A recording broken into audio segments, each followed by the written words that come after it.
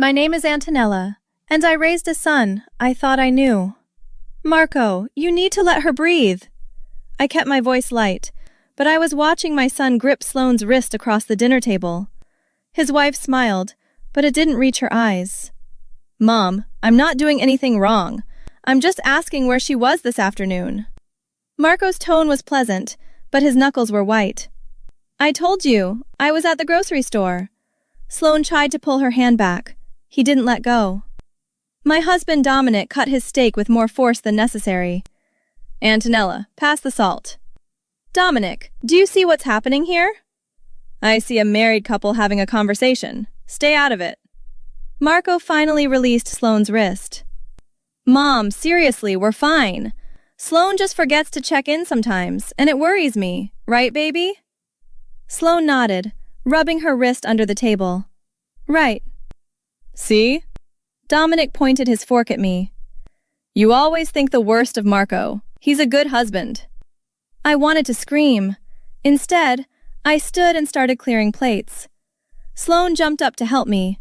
In the kitchen, she kept her voice to a whisper. Antonella, please don't say anything. It makes it worse when I get home. Sloane, this isn't normal. You know that, right? He loves me. He just gets anxious when he doesn't know where I am. That's not love. That's control. She flinched. You don't understand our relationship. I understand what I see. From the dining room, Marco's voice rang out. Sloane, what's taking so long? She practically ran back to him. I stood there with dirty plates in my hands, feeling useless. When I returned, Marco had his arm around Sloane's shoulders. To anyone else, it would have looked affectionate. I saw how tightly he was holding her. Mom, we're going to head out. Sloane has a headache. Marco stood, bringing Sloane up with him. It's only 7:30. Yeah, well, some people get tired easily. He looked directly at Sloane. Don't you, honey? I do. I'm sorry, Antonella. Dinner was lovely. I walked them to the door. As Sloane passed me, I caught her arm gently. If you ever need anything. She doesn't need anything. I take care of my wife. Marco's smile was frozen in place. Say goodnight, Sloane. Good night. I watched them walk to the car. Marco opened her door, waited for her to get in, then closed it. The click of the lock was audible from where I stood. Back inside, Dominic was pouring himself bourbon. You need to stop. Stop what? Stop trying to cause problems in their marriage. Marco is a good man. You raised him, remember? I raised him, but Sloane didn't sign up to be monitored like a criminal. You're being dramatic. Men like to know where their wives are. I always knew where you were. Because I told you, not because you forced me to. He drained his glass. You're going to drive him away with this attitude. Is that what you want? I want him to treat his wife like a human being. Then maybe you should have raised him better. He left the room. I stood in my empty kitchen, thinking about the fear in Sloane's eyes. My phone buzzed. My daughter, Gianna. Mom, what did you say to Marco? Hello to you too. He just called me complaining about how you attacked him at dinner. What happened? I didn't attack anyone. I pointed out that he was being too controlling with Sloane. Gianna sighed. Mom, that's their business. Why do you always have to get involved? Because no one else will. Maybe there's nothing to get involved in. Maybe you're seeing problems that aren't there. You've met Sloane. You've seen how scared she is. I've seen a quiet woman married to my brother. That doesn't mean he's abusing her. I didn't say abuse. I said controlling. Same thing to you, apparently. Gianna's voice hardened. Look, I love you, but you need to back off. Marco's your son. Where's your loyalty? She hung up before I could answer. The call came at 2 a.m. Mrs. Ferraro? This is Highland Presbyterian Hospital.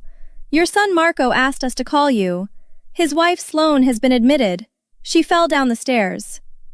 I was in the car within minutes. Dominic drove. his jaw set in a hard line. At the hospital, Marco was in the waiting room, head in his hands. When he saw us, he stood quickly. "Mom, Dad, thank God you're here." "What happened?" Dominic gripped Marco's shoulder. "I don't know. I was in the bedroom. I heard this crash, and when I ran out, she was at the bottom of the stairs." His voice cracked. There was so much blood. "Where is she now?" "They're running tests. They won't tell me anything. It's been 2 hours." A doctor emerged, clipboard in hand. "Family of Sloane Ferraro?" We all stood. The doctor looked tired. "She has a severe concussion, 3 cracked ribs, a fractured wrist, and significant bruising. We're monitoring for internal bleeding." "But she's going to be okay?" Marco's voice was desperate. "We hope so. The next 48 hours are critical." The doctor paused. "Can you tell me exactly how this happened?" "She fell down the stairs. I already told the nurses." "Did you see her fall?" "No, I heard it." "Was she drinking? Taking any medications?" "No, nothing like that. She just lost her balance, I guess." The doctor made notes. "Does she often lose her balance?" "I mean, she's clumsy sometimes." Marco shifted his weight. "Why are you asking me all this?" "Standard questions for trauma cases. We need to understand the circumstances." "The circumstance is that my wife fell down the fucking stairs by herself." Marco caught himself. "Sorry, I'm just stressed." The doctor nodded. "Understandable. We'll keep monitoring her. You can see her briefly, but she's sedated."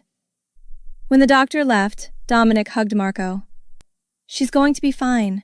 Your mother and I are here for you." I hadn't said a word yet. Marco noticed. "Mom, you okay?" "How did Sloane end up at the bottom of the stairs?" "I just told you, she fell." "Were you two arguing?" His expression went cold. "No." "Marco." "Mom, I know what you're thinking and you're wrong. I love my wife. I would never hurt her." "I didn't say you hurt her." "But you're implying it. Jesus Christ, my wife is in the hospital and you're acting like I pushed her." He looked at Dominic. "Dad, tell her to stop." "Antonella, enough. Our son needs support, not accusations." A nurse called Marco's name. He could see Sloane for 5 minutes. He disappeared through the double doors. Dominic turned on me. "What is wrong with you?" "Something doesn't add up." "A woman fell downstairs. It happens." "At 2 in the morning? When Marco just happened to be in another room?" "You think our son is lying?" "I think Sloane was terrified at dinner tonight, and now she's in the hospital." "Correlation isn't causation. You taught me that when you were getting your psychology degree." "And you taught me to trust my instincts." He shook his head. "Your instincts are wrong this time." Marco returned, wiping his eyes. "She looked so small in that bed. The bruises." He sat down heavily. "Mom, I'm sorry I snapped. I'm just scared." I wanted to believe him. God, I wanted to believe my son was telling the truth. But I couldn't shake the image of his hand around Sloane's wrist at dinner. Sloane died 3 days later. The internal bleeding they'd been monitoring suddenly worsened. Marco called me from the hospital. "Mom, she's gone. Sloane's gone." When I arrived, Marco was surrounded by Dominic, Gianna, and a woman I didn't recognize. "That's Sloane's sister, Celine," Gianna whispered. Celine had Sloane's eyes. She stared at Marco. "When did you say she fell?" "Around 1:30 in the morning." "And what were you two doing before that?" "Sleeping. We'd gone to bed around 11. "So she just got up in the middle of the night and fell down the stairs?" "I guess she was going to get water or something." "You don't know." Celine's voice was flat. "You don't know why your wife was on the stairs, but you know for certain she fell by herself." "What are you implying?" Dominic stepped forward. "The police reviewed everything. It was an accident." Celine pulled out her phone. I have 17 text messages from my sister over the past 6 months. She texted me about being afraid, about you tracking her phone, about you yanking her out of her chair when she didn't answer you fast enough. Marco's face went pale. Those are lies, or misunderstandings. She told me that if anything happened to her, I should assume it wasn't an accident. Celine's voice broke. And now my sister is dead at the bottom of your stairs. How dare you? I loved Sloane. You're standing here accusing me of murder? I'm standing here saying my sister didn't fall by herself. Gianna grabbed Celine's arm. You need to leave. You're making horrible accusations against my grieving brother. Celine yanked her arm away. Your grieving brother killed my sister. Get out. Marco pointed to the door. Get out before I call security. Celine looked at each of us. Her gaze landed on me last. You're his mother. Tell me you believe her death was an accident. Look me in the eye and tell me. Everyone turned to me. Dominic's expression was a warning. Gianna looked shocked. Marco's face was unreadable. My voice failed me. Mom? Marco's voice was small. You believe me, right? I thought about Sloane's wrist at dinner, the fear in her eyes. I need to talk to you, Marco, alone, about what really happened that night. His expression changed. The grief melted away, replaced by something cold. There's nothing to talk about. Then why do you look afraid? I'm not afraid. I'm angry that my own mother doesn't believe me. Dominic grabbed my elbow. Antonella, let's go outside. No, I pulled away. Marco, did you push Sloane down those stairs? Gianna gasped. Celine stood frozen. Marco looked at me with pure hatred. Get away from me. I never want to see you again. That's not an answer. It's the only answer you're getting. Dad, take her out of here. In the parking lot, Dominic let go of me and stepped back. I want a divorce. I hired a criminal lawyer the next day. Mrs. Ferraro, without physical evidence, this is difficult. Attorney Walsh was blunt. What exactly do you have? I have Sloane's fear. I have text messages to her sister. All circumstantial. The police close the case. Then we reopen it. With what? I pulled out my phone. With this. I'd gone to their house with my spare key. I'd set up a small camera on their bookshelf after that horrible dinner. I'd planned to document Marco's behavior, to show Sloane proof. I never imagined I'd capture her death. The video was clear enough. Marco and Sloane at the top of the stairs, her backing away, him advancing, her voice. Please, Marco, I'm sorry. His hands on her shoulders, the push, her tumbling backward, and Marco standing at the top watching, then calling 911. My wife fell down the stairs, please help. Walsh watched it 3 times. This changes everything. The arrest happened at Sloane's funeral. Marco was giving the eulogy when Detective Morrison walked down the aisle. Marco Ferraro, you're under arrest for the murder of Sloane Ferraro. The church erupted. Gianna screamed at me. What did you do? Celine found me afterward. Thank you. I should have acted sooner. You did what no one else would. You chose truth over family. I lost my family anyway.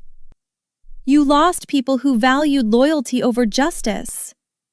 The trial lasted 3 weeks. Dominic paid for Marco's defense. They argued I'd faked the video, that the camera evidence was inadmissible. But the camera had been on the bookshelf I'd given them. My property, my camera, perfectly legal. The jury convicted him in 4 hours.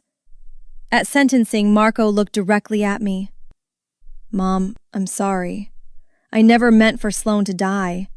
I just wanted to scare her. Please, if you could just tell the judge that I'm not a monster. I stood up. You're sorry now because you're caught. You're sorry because you're facing prison. But you weren't sorry when you pushed your wife down the stairs. You weren't sorry when you lied to the doctors. My voice didn't shake. You're my son, and I love you. But I will never forgive you. And I will never lie for you again. The judge gave him 25 years. Dominic served me with divorce papers that week. Gianna hasn't spoken to me in 8 months. I lost half my friends. But I sleep at night now. I sleep knowing Sloane didn't die without someone fighting for her. Celine visits me sometimes. We drink coffee and talk about Sloane. She's starting a foundation in Sloane's name for domestic violence victims. I'm helping her launch it. Yesterday, I got a letter from Marco. I burned it without opening it. More apologies. More explanations. I'm done doubting. Choosing the truth cost everything. Your marriage, your children, your place in the family you built. But here's what I keep asking myself. If you knew your own child had killed someone, and you had the power to either protect them or give their victim justice, which person would you be able to look at in the mirror? The mother who saved her son? Or the woman who let a murderer walk free?